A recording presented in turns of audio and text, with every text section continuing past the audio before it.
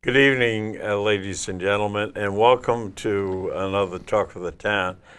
Tonight we have with us the panel members that we normally have here that we've screened through several hundred people to find the best panelists. And we have, for example, on my right, we have Len Lucci, a senior partner, one of the biggest law firms in Prince George's County. And the way things are going, Len says he will have a lot of work over the next few months taking care of business. And of course, we have Lynn Skirpon, who is an advisor to the comptroller, who was in, I think, on the money raid in Upper Marlboro just recently.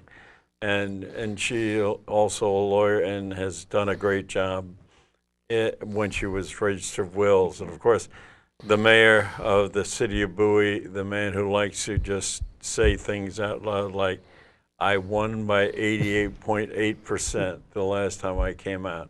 So with that, it's great to be surrounded by these brilliant people who have minimum egos, and they're just very humble. But I thought we'd start tonight, and the question was, do we have anything to really talk about? The answer to that is we have almost too much. But we're going to back up and go back to our last Talk of the Town, where we made some predictions of who would win and who would lose and how the overall election would go. And I think we should start with Lynn Skirpon, who predicted many things on our last Talk of the Town. Go ahead, Lynn. And I think I have to eat my words tonight. As I recall what I said a month ago, I think it was a month ago, was that I thought the gubernatorial election would be very close between O'Malley and Ehrlich. I did think O'Malley would win it, but I thought it would be very close, and it was not. And turnout was better than I expected, and I think that's what helped O'Malley. So the 14 points that O'Malley won by, you don't think that's really close? I don't think that's close. Neither do I. No, he won by about 13 points more than I thought he would win by. Okay. As I recall, I figured I think I projected that Mr. O'Malley would win by 4 or 5 points. So I grossly underestimated the the net result as well. But the bottom line is he won. Len, what do you think? He won big, and he stood out nationwide in terms of That's right. withstanding the the Republican tide, and doing it not by shrinking from Democratic principles, but by Embracing them, and he did very well. So I think a lot of folks from around the country are taking notice of that. I think bodes well for him nationally. You're right. He even had Obama come out to Bowie. Sure. And many Democrats across the country shied away from Obama. Didn't want him to appear, didn't want the endorsement. Yeah. So I think where he really is going to get some new stature is in that National Democratic Governors Association. They're down to about 22 now, 22 Democratic governors. So I think he'll ascend to some leadership there, obviously, because you're right. I think he not only did really well and won re-election in this environment, but won decisively. I don't really like to brag, but I said he would win by 14 points, and I was exactly right on the money. Now, there are other races they didn't do as well, but I did do well with the gubernatorial. Which races would those be? I'm not even sure. What about the rest of what about the local election when Rusher and Baker won handily, and I think no one was near him at all. He was up by what, 10, 12, 13 points In the primary? Yeah. Yeah, he did very well. Yeah, and I think it was. I mean, you could see towards the end of the primary that he was moving out, and everybody else was kind of staying pretty much where they were. So I think he probably accrued more votes in the primary or a greater percentage than I think some people thought. I think most people that we talked to, and I think everybody here predicted that he was going to win the primary. But I don't think anybody predicted he was going to win by as much as he did. And part of that's because he won decisively in Bowie. In Bowie. And other communities in the northern part of the county. He won every single precinct in the northern half of the county, Wow. which is pretty amazing. You bet.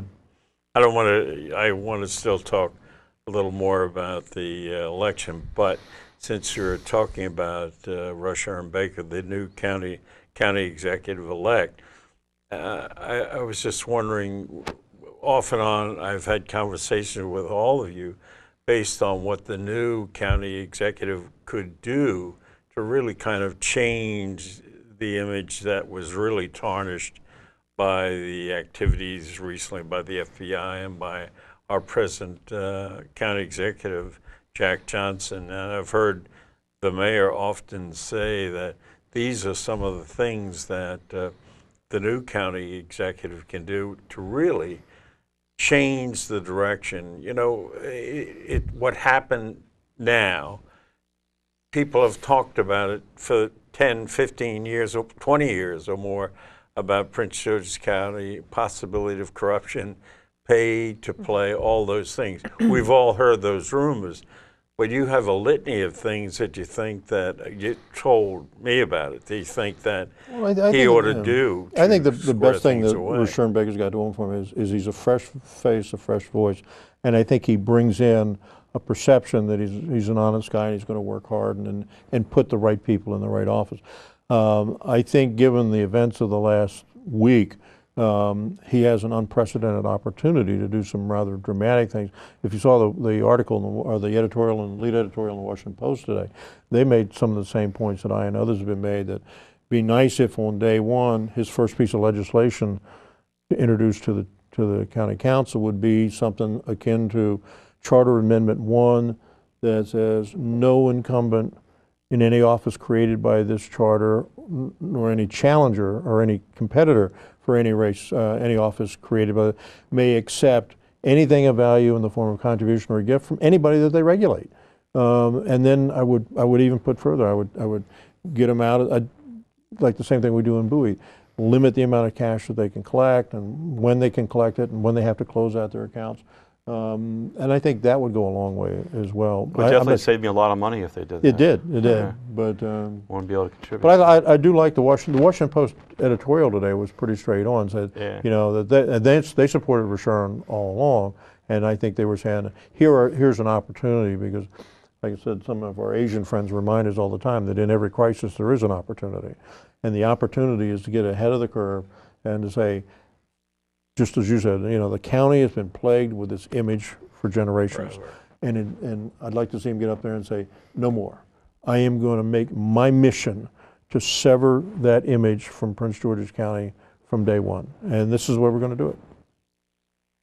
What do you think, Len? How is these things? I think I would agree with the mayor 100%. These things, we should do them. And the question now is how will the new executive, how will he be able to do it? Will he be able to turn this thing that's been after us for years? Oh, I think I'll pass the new council easily, given the events the past few days. And I think it'll be a great open for business sign for all the honest businesses in the Washington metropolitan area. You can come back to Prince George's County. Exactly. We want your business. We want you to develop our metro sites. And it'll be a very good positive signal. Yeah, I think you're right. Len, what do you think? I think he's got, you know, limitless opportunities now. We have, I truly believe Prince George's County has now hit rock bottom. I think we've been near the bottom for a while in terms of schools and crime and corruption and everything else. I think we've hit rock bottom this week, and there's nowhere for Rushern to go but up.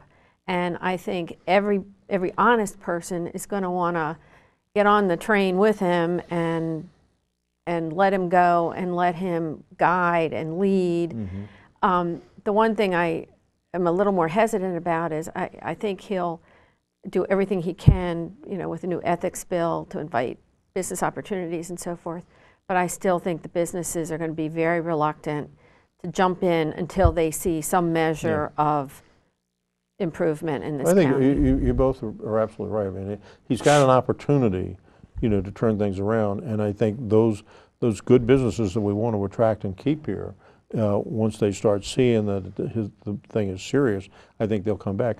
I think the other potential winner here, and I may be out in left field on this, I think the other potential winner here might be Bowie, because if you look at the county council's traditional opposition to Bowie having land use authority, their argument always distills down to we know best and we know better. I think that argument is going to get be more difficult to sustain in this environment.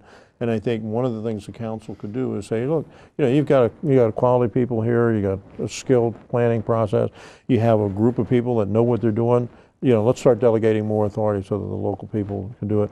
And if you look at the the environment in which we operate, I mean, our rules are pretty clear in terms of what you can do and what you can't do. And there is that bright, shiny line between collecting campaign contributions and that sort of stuff. How So would it's possible how would Bowie he can make be? up. How will he be effective dealing with the county council, 5 new people, and some holdovers? And the holdovers are the ones that voted themselves in these poor economic times for everyone, voted themselves a raise. And there also is, and I don't want to allude to the fact that it's walking around money in the sense it used to be in Baltimore, but how do the council people get this additional $100,000 that they can each one? Discretionary money or something. Yeah, how do they get that? And what there's no caption on what they can do with it. They just take the money and give to the local church, or they like the Boy Scouts or the Boys Club. How does a county executive come on a thing like that and say that's over? Well, in addition to the ethics challenge, he's going to face a budget challenge. The recordation transfer taxes are still not coming back yet in Prince George's County. And they're going to have to tighten belts in both branches of government very tightly. They can't raise property taxes. So they're going to have to cut back on funds like that and go through with a fine-tooth comb, not just the fiscal year 12 budget that will start on July 1st that he'll propose, but the current one. They're going to have to make some mid-year rescissions just to be able to keep the balanced budget. It's true, because they're now in the process of reviewing the appraisals on property now It's starting a new 3-year cycle. Yeah, in this area, and you can be sure if the numbers are the way you hear them when people sell their home and lose $100,000 from what it was at the boom time 3 or 4 or 5 years ago, and when they lose that, that'll mean the taxes will be down across the board. They're low down; they'll be worse than that. On a house like in Bowie, where you maybe a $360,000 home, you might be paying $3,600. When it drops to $260,000 or $280,000, you're down to about $2,500, and that's money that goes to the county. Well, I think Len hit the primary issue here. The thing that Reassurance's got to do is stimulate economic development, because if you don't expand the tax base, the only other alternative is to raise taxes or to cut spending somewhere else, and that's going to be a challenge. I mean, even the feds are looking at reducing the workforce, if you, depending on what number you believe, somewhere between 200 and 400,000 positions. It is hard in this day and age. The thing that you cited for the county council has this option where they have discretionary funds in the budget each year. So about $100,000 per person. That's $1 million. You bet. I mean, that can go in a classroom somewhere. The county executive gets probably $1 million worth of those kind of. That can go in the police department somewhere, or it can go in the health department. I mean, there's all kinds of things you can do, and you go down there and you look in some of those agencies that have existed, for 30, 40 years, and say, are you still doing what you were intended to do?